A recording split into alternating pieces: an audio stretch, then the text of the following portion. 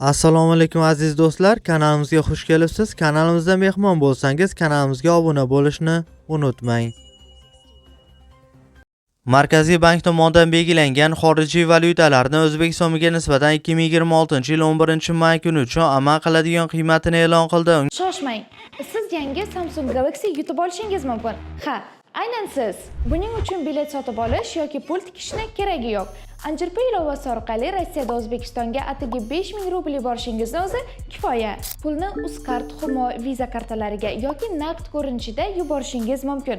O'zingizga ma'qul ko'rinishda pul yuborib, Samsung Galaxy egasiga aylaning. Anjirpayni hoziroq istalgan platformadan yuklab oling. Imkoniyatni qo'ldan boy bermang. Aksiya muddati cheklangan.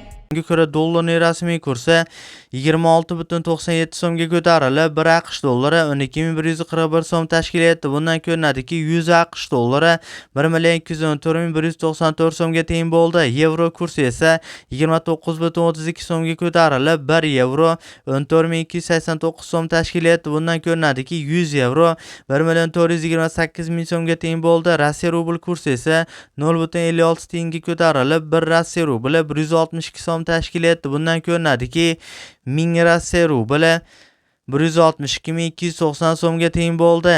Eslatib o'tamiz, har kunlik dollar, yevro, rubl kurslarini kuzatib borishni istasangiz, kanalimizga obuna bo'lib, qo'ng'iroqcha tugmachasini bosib qo'yishni unutmang. E'tiboringiz uchun kattakon rahmat.